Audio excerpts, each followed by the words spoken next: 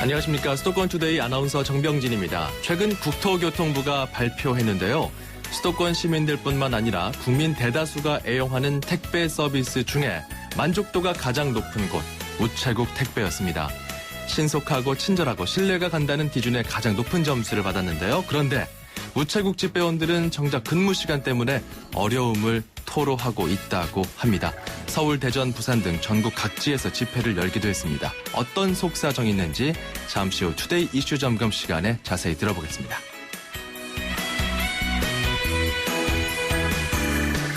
오늘 앵커가 주목한 뉴스가 있었는데요. 속보가 들어와서 이걸로 가름하겠습니다.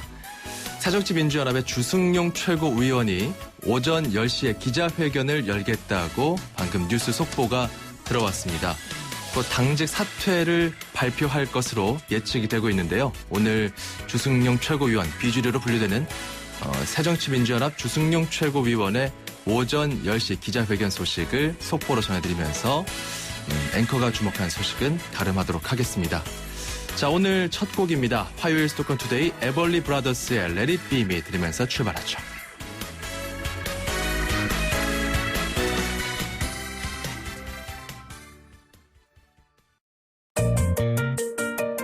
음악과 수도권 뉴스가 한방에 수도권 전문 방송 수도권 투데이.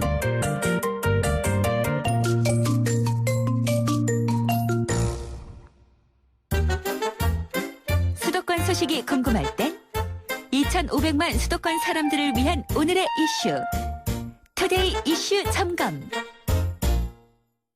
네, 지난 1년 동안 토요 근무가 폐지됐던 이 우체국 택배, 그러다가 올해 9월부터 재개됐습니다. 장시간 노동에 시달리는 집배원들 전국 각지에서 반대 집회도 열고요. 민주노조 건설을 위한 전국 집배원 투쟁본부를 발족하기도 했습니다. 어떤 속사정들이 있는지 이분들의 생각을 좀 들어보도록 하겠습니다. 전국 집배원 투쟁본부 공동대표이십니다. 최승목 대표를 연결해 보겠습니다. 안녕하십니까? 예, 안녕하세요. 최승모입니다. 예. 지난 6월에는 그 집배원들 토요 택배 찬반 투표도 하고 나름대로 좀 절차가 있었는데 결국은 재개가 됐습니다.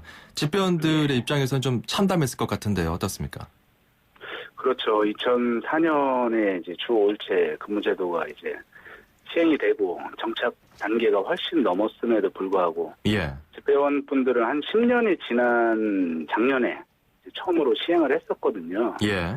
그래서 어느 정도 이제 생활 만족도가 좀 높아지려고 했다가 다시금 이제 토요 택배가 재개되는 바람에 예.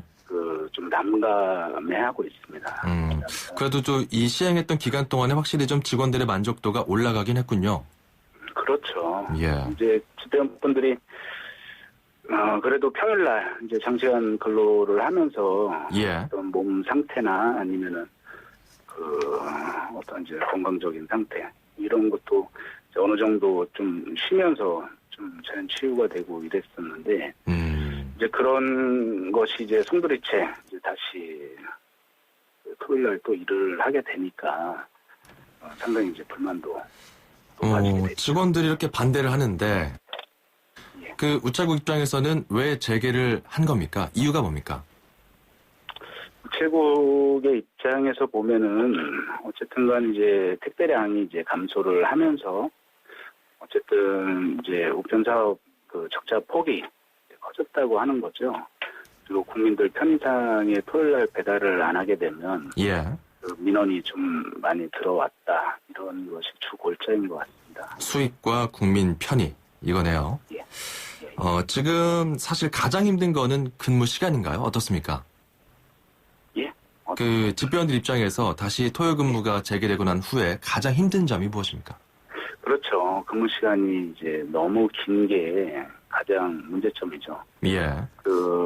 그리고 이제 그 집배원 특수 사항이 보면은 이륜차를 이제 평상시에 장시간 이제 운행을 하면서 예. 이제 배달하는 체계이기 때문에요. 안전 위협이 그만큼 높다라고 하는 것이에요. 이게 보면은 이제 이륜차가 사고가 났다라고 하면 그 안전과 이제 생명까지도 위협받게 되는 상황에서 예. 장시간 근로와 그 안전사고 이런 부분들이 가장 애환이 좀 많았습니다. 그 뭐 장시간 하신다고 하면은 그 하루 평균 몇 시간 정도 이렇게 일을 하신 겁니까? 11시간에서 한 16시간 정도 하게 되는데요. 요즘 같은 경우에는 이제 예. 가을거지 이제 농산물이 올라오고 할 때 그렇죠. 그때가 이제 또 일량이 많고 그리고 그 고지서가 이제 나오는 중순가량 그때 이제 일반 우편물이 좀 많아지는데요.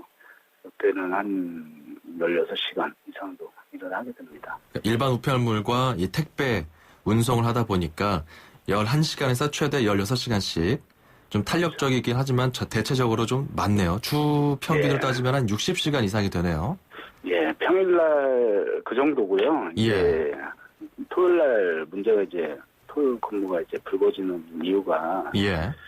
그 토요일날도 일할 수밖에 없는 조건이 형성이 되면 평일날도 이제 과도한 이제 그 근무 시간이 이제 편성이 돼 있는데 어쨌든간 주말도 또 나가서 일을 하고 그 주말에 쉼없이 일하는 이런 문제들이 집배원에게는 좀 가장 문제가 좀 되는 것 같습니다. 그 이번에 다시 토요 근무가 재개되고 나서 그 휴일에 근무하게 되는 거잖아요. 주말 휴일 특별수당이나 뭐 근무수당 같은 것들 따로 나옵니까?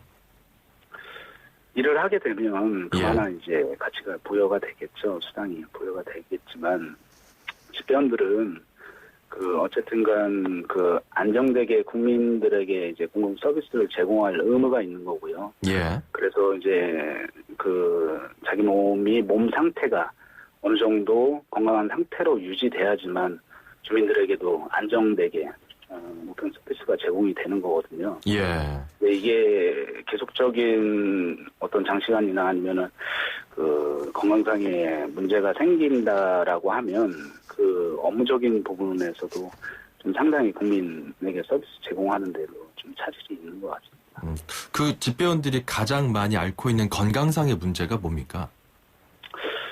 그 이륜차가 워낙 이제 진동이 심하고 그리고 이제 도로나 아니면 이제 도보로 이동하는 계단을 오르락내리락 하면서의 배달 문제 때문에 거의 근골격계 질환, 무릎, 허리 그리고 어깨 쪽 질환을 가지고 있는 사람들이 대부분이고요. 그렇군요. 당장 치료를 받아야 되는 사람이 거의 50%, 44% 정도가 절반 정도가 나왔던 것 같습니다. 그러면 이거 뭐 2교대나 3교대나 이런 식으로 좀 직원들이 흔히 로테이션으로 돌아가면서 이렇게 근무를 하게 되면은 업무가 좀 분담이 되지 않나요? 그런 방법을 좀 찾을 수가 있겠죠. 일본 제도가 좀 그런 일본 집배원분들이 그 어떤 여유 인력을 둬서 그 순환제, 구역 순환제를 하면서 어쨌든간 그 주 40시간 그리고 6일 배달 체계지만 토요일 배달 체계지만 어쨌든 주 40시간 근무제를 준수해 오는 것 같습니다. 지금 우체국은 그런 시스템이 아닙니까? 지금은 거의 이제 구역 담당제이기 때문에요.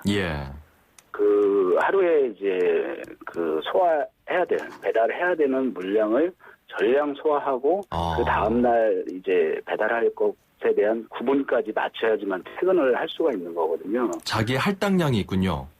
그렇죠. 이제 구역 담당제이기 때문에요.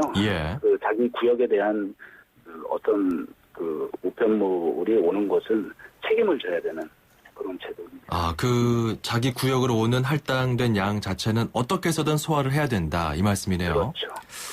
이런 부분이 좀 정시소통 체계가 있기 때문에요. 그 택배는 그 다음 날 이길 전량 이제 배달 체계고 그 일반 우편물은 플러스 4일 안에 이제 배달을 해야 되는 체계이기 때문에 어쨌든 간에 이게 좀 미뤄지면은 내일 또 오는 또 물량 때문에 그날 그 전량을 소통을 해야지만 안정적인 서비스를 제공하고 있는 그렇군요. 체계가 되겠습니다. 그 우체국과의 그런 교섭이나 대화는 현재 좀 불가능합니까? 좀 대화를 통해서 노사 간의 이런 문제를 좀 해결할 수 있을 텐데 말이죠.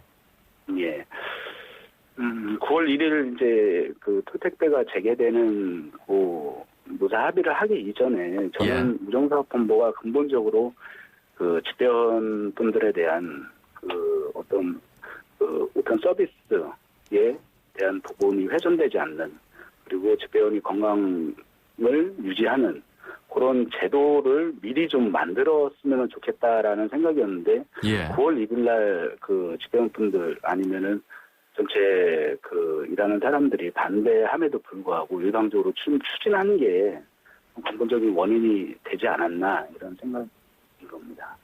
뭐 좀 이야기를 들을 만한 태도가 아니던가요? 아니면은 그런 대화의 장 자체가 좀 짧다거나 실효성이 없다거나 이런 식인가요?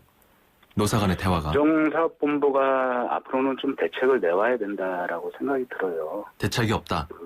예, 집배원에게 이제 어떤 우편 사업의 적자를 좀 일방적으로 계속 떠넘기고 그 집배원의 이제 과중한 업무를 자꾸 이제 동반하게 되는 이런 시스템이 아니라 예. 어쨌든 일방 상식적인 근로 조건을 만들어내야 된다. 저는 이렇게 보고 있습니다. 상식적인 근로 조건. 그렇게도 요구할 거고요. 예. 이제 그게 어떤 근로 조건이 좀 필요한지를 집배원들이 좀 총위를 모아서 좀 전달하면 좋을 것 같은데요. 어떤 개선점이 필요하다고 보십니까? 지금 보면은 부족한 인력이 이제 당장 문제인 거고요. 예.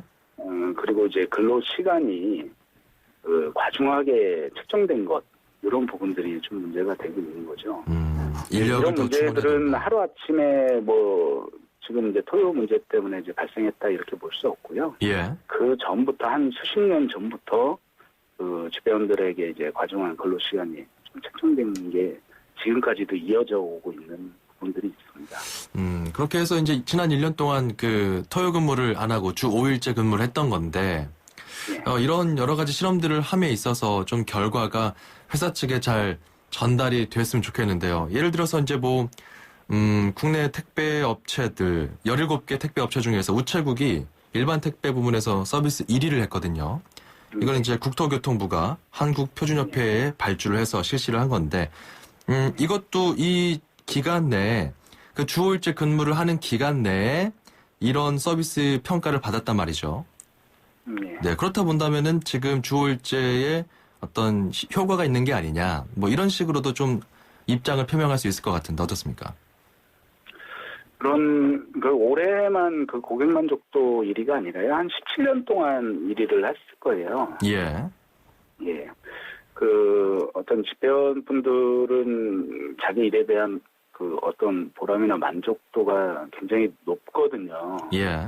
그 이제 누구에게 이제 누군가에게 이제 배달하고 그리고 이제 동네 어르신들 이제 잔심부름까지도 맡아서 해주고 있다라고 하는 국민의 손과 발이 된다라고 하는 자긍심과 자부심은 좀 남다른 것 같습니다. 예. 하지만 그 이분들이 어떤 이제 근로 조건을 그 정상적인 것에 좀 만들어줘야지만 이 부분들을 계속적으로 이어갈 수 있고 그 역할을 수행할 수 있다라고 생각이 들거든요. 예.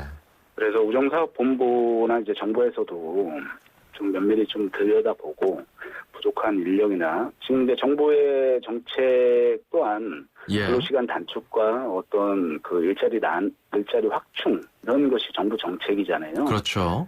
네, 이런 정책들도 우체국에서도 좀 그 근본적인 해결책을 좀 갖고 와야 된다라고 생각합니다. 근본적인 알겠습니다. 해결책은 아마 그 회계법상 예. 어쨌든 간에 이제 우편 사업이 이제 공공 서비스 부분에 적자가 만성적인 적자가 그 구조적으로 난다라고 하면 그렇죠. 그래도 정부에서는 일반 국민들에게 그 보편적인 서비스, 우편 서비스를 제공할 의무가 있는 거거든요. 국가가. 알겠습니다. 그래서 그 국가가 그 일하는 사람들의 편에서도 뭐 면밀히 검토하고 정책을 내야 된다 이런 생각이. 적자가 나는 그 우정사업본부의 입장도 좀 감안을 해야 되겠지만 1차적으로 그 국민들과 대면하고 있는 집배원들의 목소리에도 귀 기울여 달라 이런 말씀이네요. 자, 맞습니다. 인력 충원과 시간 문제 앞으로 좀 더 지켜보도록 하겠습니다. 전국 집배원 투쟁본부 최승묵 공동대표였습니다. 고맙습니다. 고맙습니다.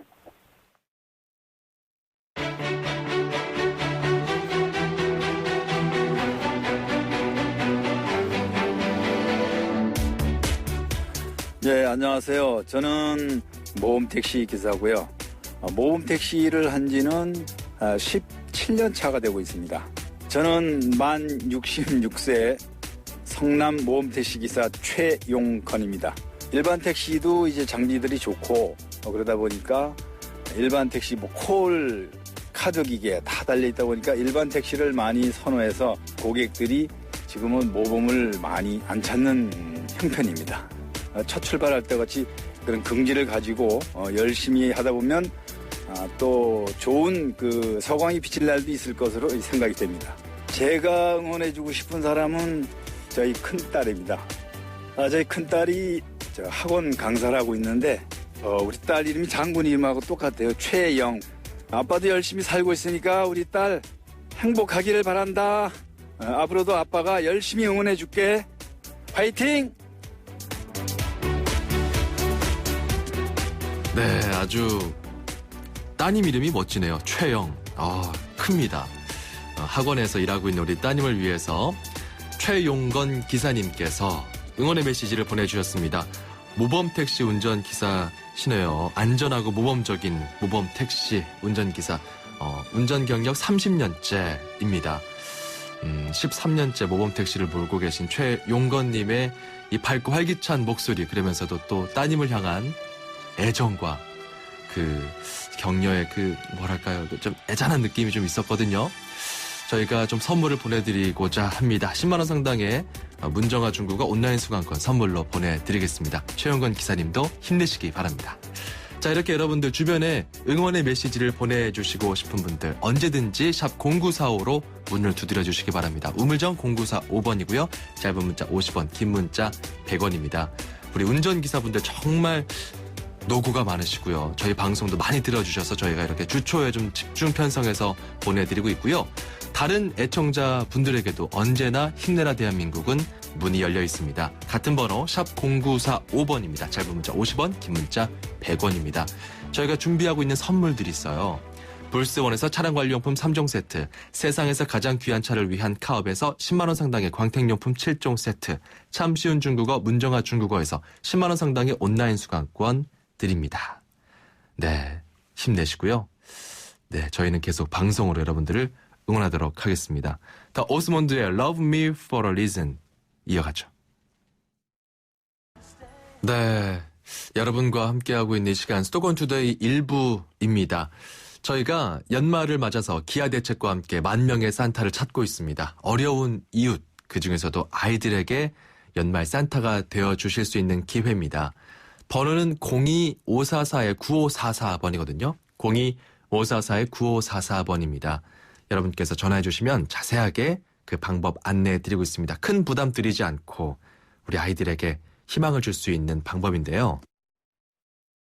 기초생활수급 가정 희경양, 이 희경양에게 이 6명의 가족들과 열악한 주거 환경이 이 정말 성장 환경에서 우리 희경양을 어렵게 만들고 있었는데요.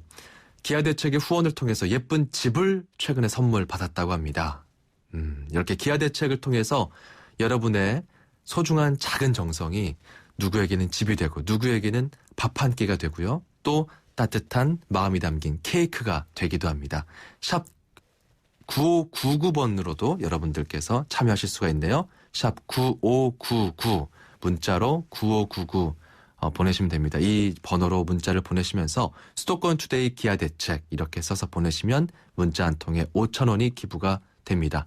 전화는 02544-9544번입니다. 잠시 후 저는 2부에서 들어올게요. 여러분, 물도 살림살이처럼 알뜰하게 잘 쓰고 요령껏 절약해야 한다는 것 아십니까? 우리나라는 한 해 가운데 주로 여름에 내리는 비로 물살림을 합니다. 여름에 비가 적게 오거나 물살림을 잘 못하게 되면 마실 물조차 부족하게 됩니다. 버려지고 죽어가는 물이 없도록 물을 잘 살리는 것, 즉 물살림을 잘하는 것은 우리를 살리는 일입니다. 물살림, 사람과 세상을 살리는 생존의 일입니다. YTN 라디오 물살림 캠페인은 한국수자원공사와 함께합니다. 대한민국의 희망찬 미래, 무한한 성장 잠재력과 발전 가능성을 가진 인천이 열어가겠습니다. 교육, 복지, 문화, 관광 등 풍요로운 시민의 삶을 위한 인프라 마련, 경제 자유구역, 인천공항, 인천항 등을 통해 역동적인 세계도시로의 도약, 인천만의 가치 창조를 통한 지역 정체성 확립. 새로운 도약과 삶의 질 향상을 위해 시민 중심의 시정으로 새로운 인천, 행복한 시민을 실현하겠습니다. 이 캠페인은 인천의 꿈, 대한민국의 미래, 인천광역시와 함께합니다. 수도권과 관련된 소식은 모두 여기. YTN 라디오 수도권 투데이. 수도권 투데이 2부 시작합니다.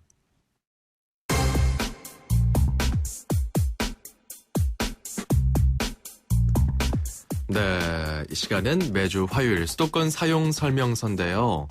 이제 올 한 해에도 달력 한 장만 남겨두고 있습니다.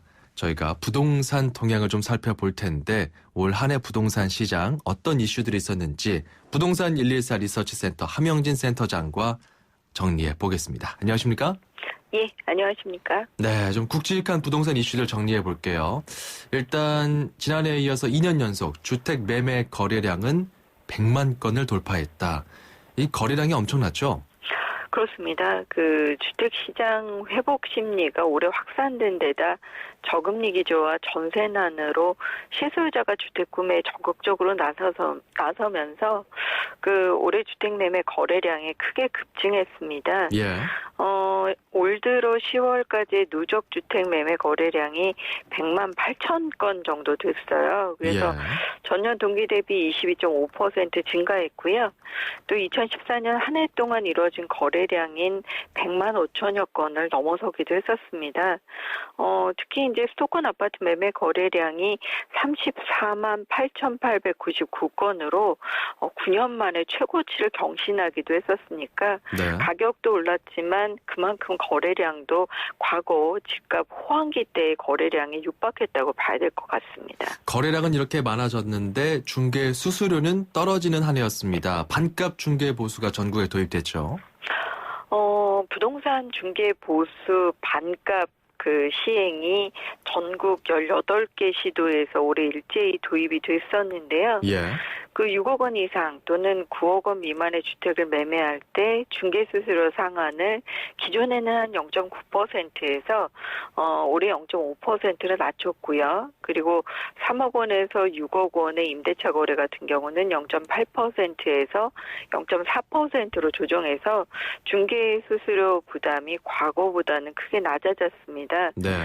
그리고 연초에는 전용 면적 85제곱미터 이하의 그 주거용 오피스텔을 사고 팔 때 내야 하는 중개보수 같은 경우도 0.9%에서 0.5% 이하로 조정돼서 임대차 같은 경우는 또 0.4% 이하로 낮아지기도 했었고요. 그래서 네.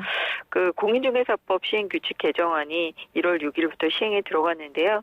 주거용 오피스텔이라든지 일정한 가액 구간의 거래량이 많은 구간의 중개보수 같은 경우는 감면되면서 소유자의 권익도 좀 높아진 한 해였었습니다. 예, 그리고 또 일본처럼 민간의 기업형 임대주택, 일명 뉴스테이 사업도 도입이 됐는데 이거 다시 한번 개념 정리해 주시고 좀 소개해 주시죠. 1월 13일 기업형 주택임대사업 육성을 통한 중산층 주거혁신 방안을 발표하고 뉴스테이 브랜드를 올해 정부가 처음 만들었는데요. 예.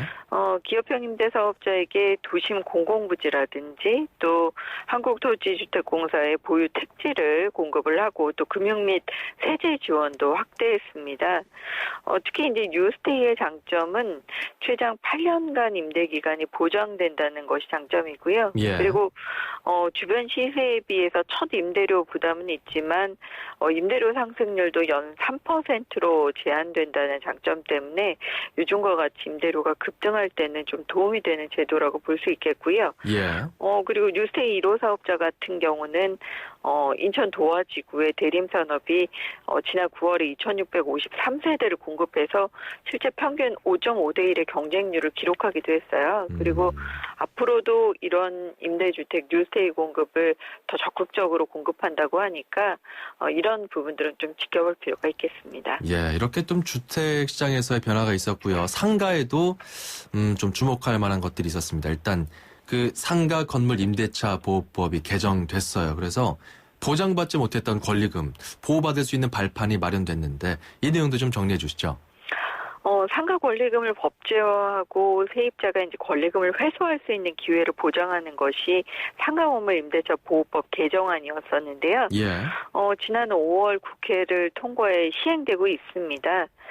개정안의 내용은 건물주가 세입자에게 대해서 권리금을 회수할 수 없게 행위하는 것을 금지하고 있고요.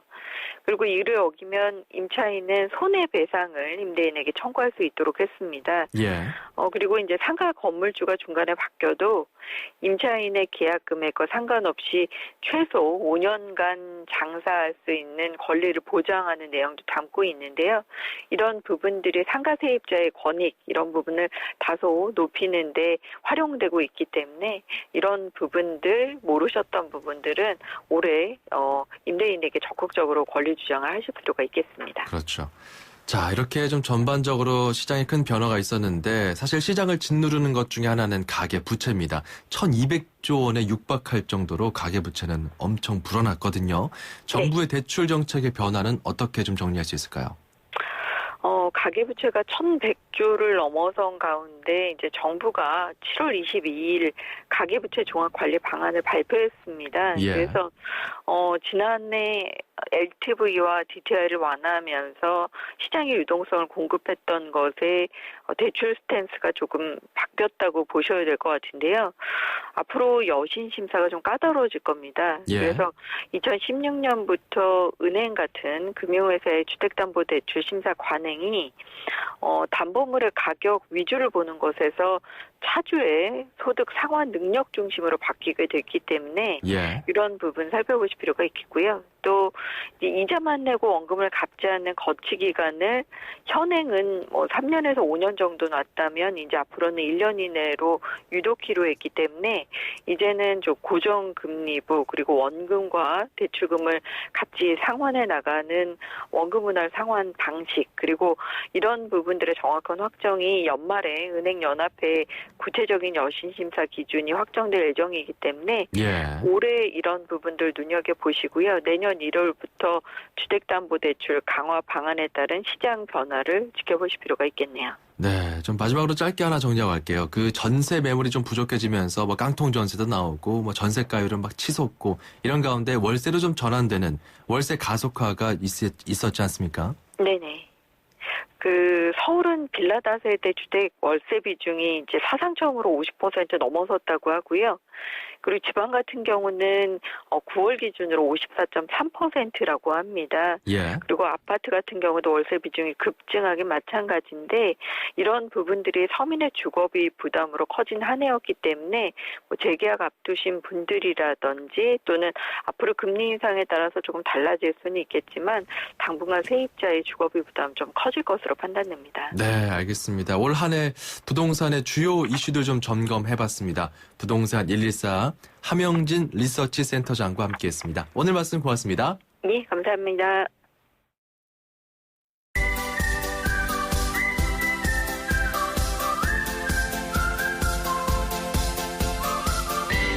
네, 중국어를 쉽고 재밌게 배울 수 있는 시간입니다. 다 함께 중국어 대한민국 대표 중국어 강사 문정아 선생님과 배워봅니다. 어서 오세요. 안녕하세요. 정병진 아나운서 안녕하세요. 네. 大家好. 청취자 여러분 안녕하세요. 문정아입니다. 자, 이게 조금씩 난이도가 올라가고 있습니다. 네. 자, 지난 시간에는 저희가 1부터 5까지 배워봤거든요. 네.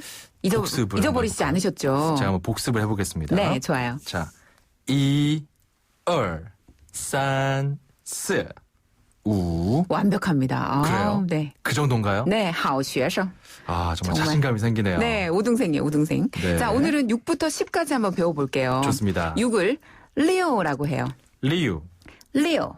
리우. 그렇죠. 7은 치. 치. 치. 굳이 음을 높게 잡지 않아도 되죠? 네. 치. 네, 근데 솔 음이면 좋아요. 아, 솔. 그래요? 네. 도레미파솔. 치. 그렇죠. 다시 한번 치. 치. 빠. 빠. 빠. 빠. 지오. 지오. 지오. 지요 우가 연결된 발음인가요? 그렇죠. 지요 우가 연결된 발음인데요. 지요. 밑으로 내려갔다가 위로 살짝 올라오면 됩니다. 지요. 그렇죠. 지요. 자, 그럼 10은 뭔가요? 10은 시, 시, 시. 시. 네, 그렇죠. 부드럽게 올라가면 됩니다. 시을이 약간 생소한 발음입니다. 네. 자, 6부터 10까지입니다. 다시 한번 해볼게요. 네. 자, 6부터 10까지. 6은 리오, 리우, 리오. 리우. 7, 치, 치, 치. 치, 8은 빠, 빠, 빠. 빠. 9는 지오, 지오, 지오. 지오. 10은 부드럽게 시, 시, 시. 시. 자, 1부터 10까지 해볼게요. 2, 2, 2, 3, 3, 4, 4, 5, 5, 6, 6, 7, 7, 8, 8, 9, 9, 10. 10. 아주 잘하셨어요. 아하. 중국인들은 특히나 좋아하는 숫자가 있어요. 네. 6, 8, 9를 좋아하는데요. 그렇군요. 6은 물 흐르듯이 순조롭다. 8은 돈을 많이 벌다. 9는 네. 장수하다라는 뜻이 있습니다. 좋습니다. 내일 이 시간에 다시 만나요. 네, 다음 시간에 만나요. 再见. 네, 끝번호 7756. 7756번님께서 여기 나오는 표현들 적어서 택시기사인 우리 남편에게 알려주고 있습니다. 저희 부부 아침마다 재밌게 잘 배우고 있습니다. 이렇게 문자 주셨습니다. 정말 감사합니다. 저희 방송을 통해서 하루하루 좀 작지만 소소하지만 그래도 이렇게 중국어를 배우다 보면은 친숙해지고 또 애정도 가게 되고 그러다 보면은 더 배워지고 싶어지고 쉽게 재밌게 중국어를 배우실 수 있을 겁니다. 샵 0945번이고요. 짧은 문자 50원, 긴 문자 100원이 드는 우물정 0945번으로 여러분의 의견 그리고 배우고 싶은 표현들 언제든지 보내주시기 바랍니다. 그리고요. 1부에 나갔던 힘내라 대한민국 언제나 여러분들께 문을 활짝 열어두고 있습니다. 여러분들의 목소리를 들려드릴 수 있는 기회. 어떤 목소리냐? 응원의 목소리죠. 가족, 친구, 지인 누구나 좋습니다. 여러분께서 힘을 주고 싶은 그 사람에게 문자 메시지 보내시면 저희가 방송 참여 기회도 드리고요. 선물도 보내드리겠습니다. 계속해서 수도권 소식 출입처 기자들과 알아보죠. 출입처 기자들의 수첩을 살짝. 가장 빠른 수도권 소식을 전해드립니다. 여기는 출입처입니다. 네, 출입처 기자와 함께 수도권 소식 알아봅니다. 오늘은 서울시입니다. 취재기자 연결해보죠. 김선희 기자. 네, 김선희입니다. 예, 요즘 뭐 연말 연시고요. 송년회다 뭐다 해서 이 음주할 일들이 참 많습니다. 그런데 이게 청소년들에게는 해당하지 않는 거 아닙니까? 현행법상으로는 만 19살 미만 청소년에게는 술을 팔 수가 없죠. 예. 하지만 이 새누리당 이노근 의원이 서울시에서 제출받은 자료를 보면 현실은 좀 다릅니다. 예. 재작년부터 올해 10월까지 서울에서 청소년에게 주류 술을 팔다가 적발된 업소가 1,531곳에 달했습니다. 연평균 500건 정도가 적발된 셈인데요. 그렇군요. 월별로 따져보니까 매달 30건에서 50건 정도이던 적발 건수가 재작년 12월에는 88건, 지난해 12월에는 67건으로 12월에 특히 늘어났습니다. 12월은 수능을 마친 청소년들이 집중적으로 음주를 시도하는 그런 시기라서 적발 건수가 가장 많은 것으로 이렇게 분석이 되고 있습니다. 네, 그리고요. 그 지난 3일에 서해대교에서 케이블 화재 사건이 있었습니다. 여기에 네. 그 출동한 소방관 한 분이 좀 순직하는 이런 또 안타까운 일들이 있었습니다. 네. 이런 가운데 서울시가 또 순직 소방관을 예우하기 위한 장례 기준을 따로 만든다고요? 그렇습니다. 군인은 대통령령인 군 예식령, 또 경찰은 경찰적 예규에 따른 경찰 의식 규칙에 따라 장례를 치르지만 예. 소방관은 그동안 장례 기준이 따로 없었습니다. 이 사기 진작 차원에서 서울시가 별도의 기준을 만들기로 한 것인데요.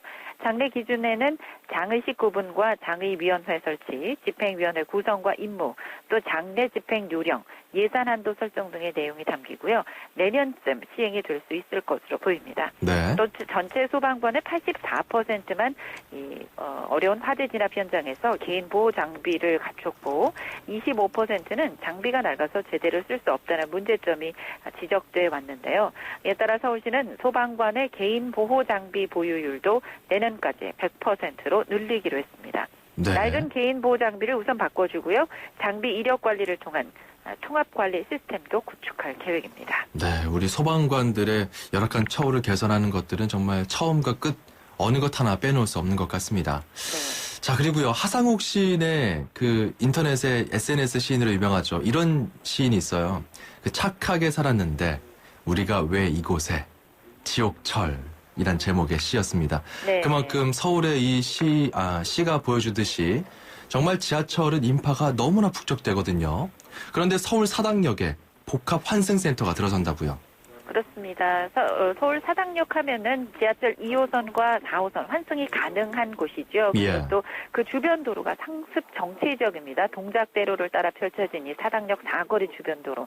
정말 말 그대로 언제나 뭐 출퇴근 시간은 물론이고요. 언제나 많이 붐비는 그런 지역인데요. 예. 서울시 의회에 따르면 서초구 방배동 사당 주차장 부지 소유권자죠. 서울시가 이 복합 환승센터 건립 사업자인 서울메트로에 현물을 출자하는 그런 방식으로 그러한 방안이 행정자치위원회에서 통과돼 본회의 의결을 앞두고 있습니다. 서울메트로는 본회의에서 현물 출자안이 통과되는 대로 내년 연말까지 부지 개발 계획을 수립하고 2017년 국토부와 서울시로부터 사업 시행자로 지정을 받아서 2022년 8월까지는 이 복합 환승센터를 완공할 방침입니다. 네. 상습 정체 교통량을 해소해줄 환승센터는 전체 면적 약 29만 제곱미터 규모의 지하 9층, 지상 26층으로 건립될 예정입니다. 메트로는 환승센터가 완공되면 버스와 지하철 간 환승 시간이 1.1분 단축되고 거리도 66m 이상 줄 것으로 기대했습니다. 또 동작대로의 통행 속도는 시간당 1.6km 빨라지고요. 교통 지옥으로 불리는 이 사당역 사거리, 또 사당역과 이수역 일대 교통난 해소에 큰 도움이 될 것으로 전망했습니다. 그렇죠. 이렇게 도로 교통난도 그 지하철역이 좀 편안해지고 사람들이 대중교통으로 분산이 되면 전체적으로 교통 흐름도 좀 원활해지고 이런 건 아니겠습니까? 그렇습니다. 네, 지금까지 YTN 김선희 기자였습니다. 고맙습니다. 고맙습니다. 2016년형 볼보엔 없다. 5년간 부담이 없다. 부담이 없다고? 없다. 5년 10만 킬로미터, 보증기간 연장은 물론 소모성 부품까지 서비스해주니까. 와우, 시작부터 새로운데? 볼보에게 이 정도는 새로움도 아니다. 2016년형 전차종 대상, 전 시장에 문의하세요. Volvo. 수도권 투데이 청취자 여러분 안녕하세요. YTN 음악감독 짱감독입니다. 핸드폰 판매원이었다가 한 오디션 프로그램에 출연해 일약 대스타가 된 영국의 폴 포츠를 기억하십니까? 내한 공연도 몇 번 한 걸로 기억하는데요. 그의 인생 역전은 당시 우리나라를 포함해 전 세계에 이슈가 되었는데요. 이탈리아 나폴리에서 기계공으로 일하다 발탁되어 20세기 오페라의 황금기를 만들어낸 테너 엔리코 카루소도 이와 비슷한 경우입니다. 누구든 실력을 인정받을 수 있는 세상이길 바라면서 오늘은 루치아노 파바로티가 노래한 카루소를 추천해봅니다.